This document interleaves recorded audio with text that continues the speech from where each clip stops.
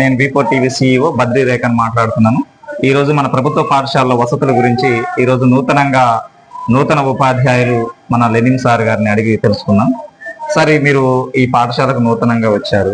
అంటే పాఠశాలలో విద్యార్థులను వచ్చిన విధానం కానీ ఇవన్నీ మీకు ఎలా అనిపిస్తున్నాయి ఈ సంవత్సరం? నేను అక్టోబర్ లో రిక్రూట్ అయ్యాను. సో జనరల్ గా నేను కూడా గవర్నమెంట్ స్కూల్ లో చదువుకొని వచ్చాను. అప్పటికి ఇప్పటికి కంపేర్ చేస్తే వస్తువులు అయితే చాలా బాగున్నాయి.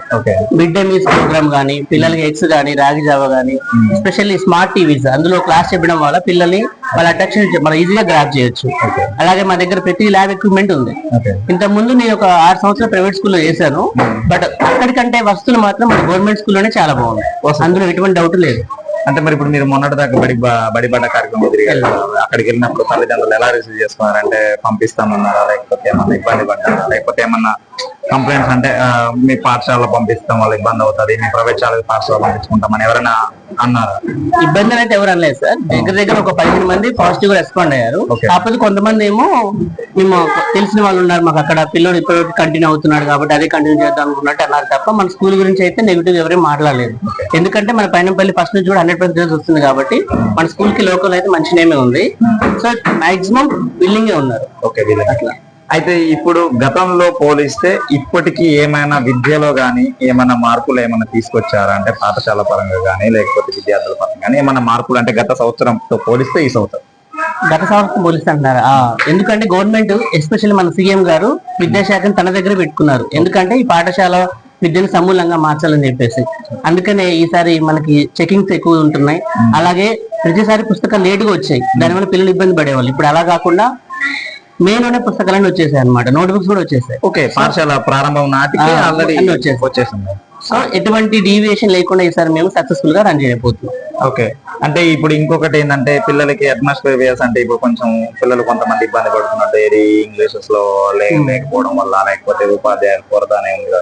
అంటే మీరు కొత్తగా రిక్వైర్మెంట్ అయ్యారు అంటే పిల్లలతో బాండింగ్ ఎలా ఉంది? అంటే మీరు మీ జాబ్ ఎక్స్పీరియన్స్ చాలా బాగుంది సార్. జనరల్ గా పిల్లలు ఎంత అభిమానం చూపిస్తున్నారు అంటే జనరల్ కొత్త అంటే పిల్లలకు కొంచెం స్పెషల్ అఫెక్షన్ ఉంటుంది. దానితో సబ్జెక్ట్ ని నా సబ్జెక్టే బయోసైన్స్ కాబట్టి నేచర్ తో డెడిట్ చేసి చెప్పడం వల్ల వాళ్ళు చాలా క్లోజ్ అయ్యారు. అండ్ ఎవరైతే కొంచెం ఎడ్యుకేషన్ వీక్ ఉన్నారో వాళ్ళని మోటివేట్ చేయడము, ఎవరైతే కొంచెం యాక్టివ్ గా ఉన్నారో వాళ్ళకి కొంచెం ఎక్స్ట్రా హోంవర్క్ ఇచ్చి అలా 2 విధాలుగా మేనేజ్ చేస్తూ పిల్లలు అయితే నా దారిలోకి తెచ్చుకున్నాను. ఆ విషయంలో హ్యాపీగా ఉన్నాను. ఓకే. మీతో పాటు ఇప్పుడు మీరు అంటే వచ్చారు కదా ఈ ఉపాధ్యాయులతో మీరు ఎలా మొత్తం అంటే సీనియర్ జూనియర్ అనేది ఏమన్నా ఉన్నాయా? నేను ఫస్ట్ భయపడ్డాను, ఎందుకంటే గవర్నమెంట్ టీచర్స్ అంటే చాలా సీనియర్స్ ఉంటే భయపడ్డాను. కానీ ఇక్కడ ఉన్న వాళ్ళంతా కూడా చాలా ఫ్రెండ్లీ. అండ్ నాకు వర్క్ విషయం కూడా చాలా నేర్పించారు. ఎలా అప్రోచ్ అవ్వాలి, పిల్లలు ఎలా కంట్రోల్లో పెట్టాలి, చాలా నేర్చుకున్నాను ఇక్కడికి వచ్చాక. ఓకే. అంటే గతంతో పోలిస్తే ఇప్పుడు విద్యాపరంగా ఉంది అంటే మీకు ఆల్రెడీ ఇక్కడ పాఠశాల పరంగా అంతా బాగుంది. డిజిటల్ ఎడ్యుకేషన్ వచ్చేసింది, అంతా ఇప్పుడు అంతా ఉంది. అంటే చిన్నవి అంటే ఇప్పుడు పిల్లలు స్కూల్ కు రావడానికి మీరు ఏమైనా ప్రామిసెస్ అంటే కొంచెం అంటే పిల్లలు మోటివేట్ చేయడానికి ఏమైనా ప్రామిసెస్ లాంటివి ఇచ్చాను సార్? 2 ప్రామిసెస్ ఇచ్చాం మెయిన్ ఈ విలేజ్ లో. అది కూడా పేరెంట్స్ రిక్వెస్ట్ మీదనే. ఒకళ్ళు ఏమడిగారంటే కంపల్సరీ డైలీ రాయించండి, డైలీ ఇంటి దగ్గర హోంవర్క్ చేయించుకుంటాం అన్నారు. సో ఆ ప్రామిస్ ఇచ్చాము. నెక్స్ట్ ఈవినింగ్ ట్యూషన్స్ అన్నమాట. మా టీచర్స్ అందరు కూడా అనుకున్నాము డైలీ ఒకళ్ళు 1 అవర్ ఎక్స్ట్రా టైం కేటాయిస్తూ వాళ్ళకి ఈవినింగ్ ట్యూషన్స్ కండక్ట్ చేయడానికి కూడా మేము రెడీగా ఉన్నాం సార్. ఓకే. అది మీ ఇక్కడ వరకు మనము విద్యార్థుల్ని ఫోకస్ చేయడం కోసం మనం మంచి ఉత్తీర్ణత రావడం కోసం ఇప్పటి నుంచే ప్లానింగ్ కూడా చేస్తున్నాం. ఓకే. ఇంకా ఈ ఫుడ్ విషయంలో వచ్చరికి ఏమైనా ఇబ్బందులు అంటే ఫుడ్ కి ఏమైనా క్వాలిటీనెస్ తీసుకుంటున్నారా? ఫుడ్ కూడా మన విలేజ్ లో ఉన్న బెస్ట్ చెఫ్స్ నే మనం రిక్రూట్ చేసుకున్నాము. సో ఫుడ్ విషయంలో కూడా ప్రాబ్లం లేదు. ఓకే. అందరు కొత్తగా అలర్ట్ అయ్యారు. మొత్తం అంతా పర్వాలేదు? పర్వాలేదు. ఓకే. అంతా హ్యాపీగా ఉంది మొత్తం అంతా new job. Okay. Thank you sir. Parents గురించి ఒకటే చెప్పాలనుకున్నాను సార్. మన కొండపల్లి డిఎస్ రిజల్ట్స్ లో మా విలేజ్ లో ఇద్దరికే జాబ్ వచ్చింది అనమాట.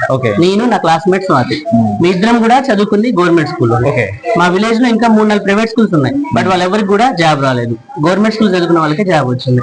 సో పేరెంట్స్ మీరు మైండ్ లో అపోహలు తీసేయండి. గవర్నమెంట్ స్కూల్లో ఎడ్యుకేషన్ బాగుంటుంది, ఆల్ రౌండ్ డెవలప్మెంట్ బాగుంటుంది. మీ పిల్లలు ప్రాపర్ గా డెవలప్ అవ్వాలంటే మీకు ఒకే ఒక ఆప్షన్ గవర్నమెంట్ స్కూల్. ఓకే. చూసారు కదండి గవర్నమెంట్ స్కూల్ యొక్క వివరణ. గవర్నమెంట్ స్కూల్లో చదువుకుంటే ఎవరైనా ఉద్యోగాలు సాధించవచ్చు. ప్రైవేట్ పాఠశాలలో చదివితేనే ఉత్తీర్ణత కాదు, గవర్నమెంట్ పాఠశాలలో కూడా ఉత్తీర్ణత సాధించడానికి ఉపాధ్యాయులు అన్ని విధాలుగా సహకరిస్తూనే ఉన్నారు. విద్యార్థుల తల్లిదండ్రులు అందరూ కూడా ఈ యొక్క పాఠశాల గవర్నమెంట్ పాఠశాలకు సంబంధించిన అస్మిరతి అంతా కూడా తీసేసుకొని మంచిగా ఈ సౌకర్యాలను కూడా సద్వినియోగం చేసుకొని పిల్లల్ని మంచిగా చదివించుకొని ఉన్నత స్థాయికి తీసుకువెళ్ళాలని చెప్పేసి మనస్ఫూర్తిగా కోరుకుంటున్నాం. అంతవరకు చూస్తూనే ఉండండి V4 TV, మీ బద్రీ రేఖ.